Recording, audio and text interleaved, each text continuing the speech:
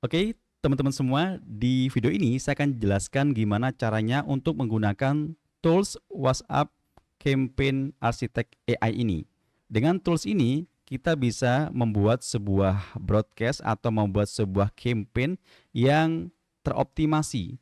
Jadi kita tidak perlu lagi menulis campaign itu atau menulis pesan WhatsApp dengan cara manual ya. Jadi di sini sudah akan disiapkan secara langsung dan dengan analisis yang tepat gitu ya. Dan tools ini disponsori oleh Drip Sender ya, sebuah tools WhatsApp marketing yang sudah banyak banget membantu teman-teman semua dalam menjalankan WhatsApp marketing. Oke, kita akan coba langsung mempraktekannya. Di sini ada pilihan ya, ada option tentang jenis bisnis. Di sini silakan teman-teman pilih saja mana jenis bisnis yang sesuai dengan produk teman-teman semua ya. Di sini saya akan contohkan, saya memilih produk fisik karena saya jualan produk fisik gitu ya. Jadi sebagai contoh saya jualan produk fisik. Kemudian di sini teman-teman semua ada target audience. Di sini ada 3. Yang pertama individu atau istilah populernya itu adalah B2C, business to customer. Ini maksudnya adalah kepada audiens akhir atau kepada pengguna akhir gitu ya. Yaitu pada customer langsung gitu ya, bukan kepada marketer lainnya gitu ya. Jadi langsung kepada pengguna, memang pengguna akhirnya gitu. Kemudian ada reseller. Jadi apakah target audiens kita itu kepada reseller kita ya, atau kepada partner kita, atau bahkan kepada B2B, business to business, atau kepada corporate lain gitu ya. Jadi ketiga ini pasti berbeda ya, karena targetnya berbeda di sini. Artinya nanti pesan-pesan yang digenerate oleh AI ini akan juga berbeda. Jadi pastikan teman-teman menggunakan target audience yang benar-benar tepat gitu ya. Kemudian di sini ada tujuan utama ya. Di sini ada beberapa pilihan. Yang pertama ada edukasi dan awareness, ada aktivasi atau re-engagement, ada soft selling dan juga closing bertahap. Maksudnya adalah di sini teman-teman harus memastikan tujuan utama teman-teman ini kepada audiens ini dalam rangka apa? Apakah dalam rangka edukasi atau awareness ya, atau aktivasi atau re-engagement ini ya. Jadi misalkan di sini contohnya misalkan kalau yang edukasi ini atau awareness ini ya, itu adalah target kita itu belum mengenal produk kita. Jadi perlu kita edukasi, perlu kita kasih tahu ya siapa kita, bagaimana produk kita. Kemudian yang aktivasi atau re-engagement ini adalah mereka yang sudah pernah kita hubungi, sudah pernah kita interaksi dengan mereka gitu ya. Jadi sudah pernah berinteraksi, cuman agak lama tidak interaksi lagi, maka kita perlu aktivasi atau re-engagement. Kemudian ada yang soft selling. Di sini kalau teman-teman belajar tentang temperatur market gitu ya, ada yang cold market, ada yang warm ya, hangat ya, atau ada yang hot, yang panas gitu ya, yang hot market. Kalau misalkan teman-teman masih di awal, maka namanya berarti cold market. Artinya marketnya itu masih adem aja gitu ya, masih dingin. Jadi perlu diedukasi, perlu diaktifasi. Kemudian ketika sudah hangat, sudah warm, maka kita bisa spill ya, kita bisa kasih sedikit demi sedikit tentang ngejualan kita, ya namanya soft selling nantinya. Dan kalau misalkan ada di tahap closing ya, closing bertahap berarti customer ini atau audiens ini sudah sangat tertarik dengan produk kita, tinggal kita closingin gitu ya. Jadi seperti itu ada tahapannya ya, dan jangan sampai salah teman-temannya, karena kalau salah memilih maka nanti pesan yang digenerate oleh AI ini juga akan berbeda nantinya ya. Jangan sampai memilih, jangan sampai salah memilih ya maksud saya. Jadi kalau misalkan ternyata audiens teman-teman itu masih edukasi, ya jangan memilih yang soft selling ya. Kenapa? Karena nanti tidak cocok campaignnya ya. Oke, sekarang saya contohkan di sini ada produk fisik, kemudian B2C ya, langsung ke customer, kemudian saya pakai yang soft selling karena di kasus saya ini saya sudah melakukan edukasi, saya sudah melakukan aktivasi atau re-engagement. Maka tahap berikutnya saya harus menggunakan soft selling, bukan closing ya, bukan kepada hard selling ya, tapi ke soft selling. Oke. Di sini saya akan coba contohkan. Saya punya kasus di sini eh, saya jualan sepatu dan kemudian saya mengadakan promo di bulan Ramadan ya. Di sini promonya adalah beli 2 pasang sepatu gratis 1 pasang sepatu. Oke. Kemudian belanjanya itu minimal total 700.000.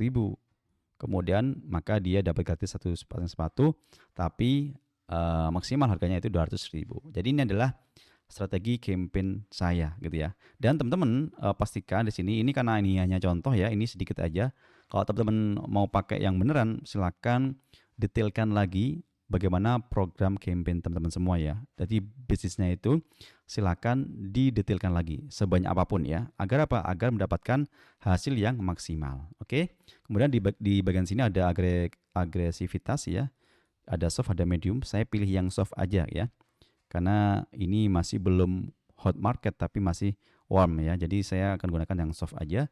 Dan di sini silakan teman-teman langsung cek atau klik aja buat arsitektur campaign ya. Di sini akan dibuatkan rangkaian pesan campaign yang bisa kita coba gunakan nantinya gitu ya.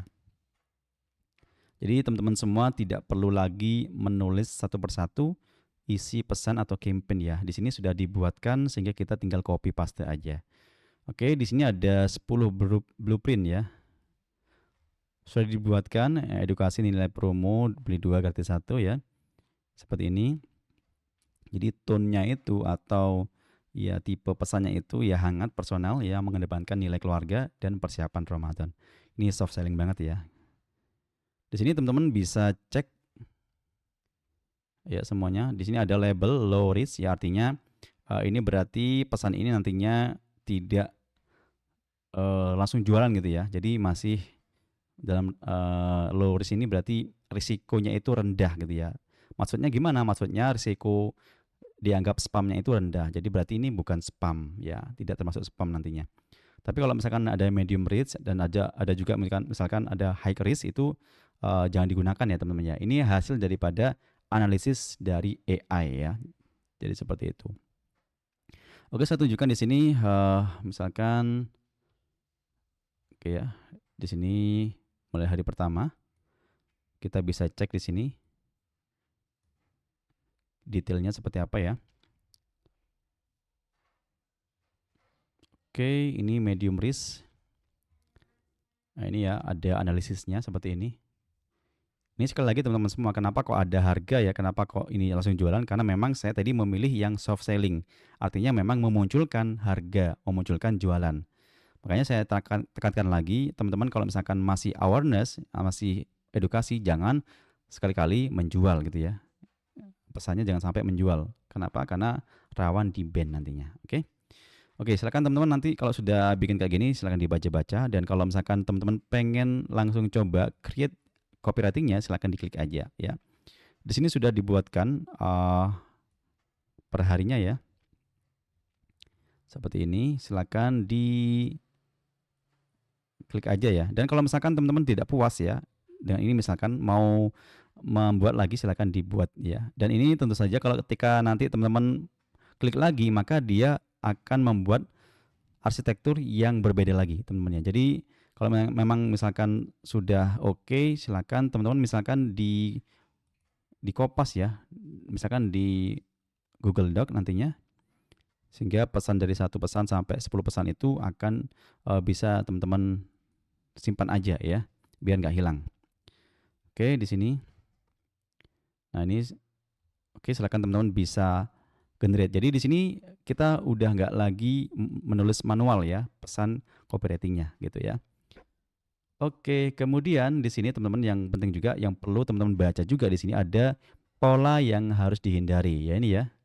Misalkan mengirim pesan lebih dari 2 pesan broadcast dalam 24 jam. Jadi jangan sekali-kali mengirim satu orang ke satu orang itu, misalkan satu hari kita kirimi 2 kali ya. Itu jangan banget untuk saat ini karena rawan di ban ya. Rawan diblokir nomor kita. Menggunakan bahasa yang terlalu memaksa, hard selling. Ingat ya, di sini tadi yang soft selling. Kita masih belum berhasil menjual ke orang ini. Ya, maka kita perlu pendekatan yang soft aja. Ya, kemudian mengirim pesan otomatis kepada kontak yang belum membalas pesan selama 3 hari berturut-turut. Artinya kalau misalkan kita kirim pesan kepada seseorang dan dia ngebaca doang ya, tapi nggak membalas, jangan dikirim terus lagi gitu ya, jangan dikirim-kirim lagi pada saat itu. Mungkin seminggu lagi bisa dikirim ya pesan itu, pesan yang baru lagi gitu. Jadi jangan sampai kita mengirim pesan kepada orang yang membiarkan pesan kita gitu ya. Itu tandanya dia nggak menganggap kita itu sebagai dalam tanda kutip sebagai teman gitu ya. Jadi bisa jadi dia akan memblokir nomor kita nantinya kalau kita dianggap menyebalkan ya. Kemudian mengubah syarat ya di sini. Nah, ini penting banget teman-teman ya. Ini terutama pada yang ngasih promo ya. Jadi jangan sampai mengubah syarat di tengah-tengah gitu ya. Misalkan tadi syaratnya adalah belanja minimal 700.000 ya. Kemudian saya naikkan tiba-tiba minimal 900.000. Nah, ini seperti penipuan gitu ya. Dan ini customer pasti nggak suka. Dan kalau nggak suka, pasti nomor kita akan dilaporkan dan pasti akan di-ban atau diblokir oleh WhatsApp-nya. Kemudian ini yang penting lagi, ini untuk yang promo-promo ya. Hindari kata-kata stok terakhir ya, hampir habis ya, jika faktanya tidak benar gitu ya. Ya. Atau misalkan ya jangan sampai menggunakan kata-kata ini. Kalau bisa jangan sampai menggunakan kata-kata ini. Karena ini bisa dianggap sebagai false scarcity ya. False scarcity dianggap sebagai sebuah penipuan gitu ya.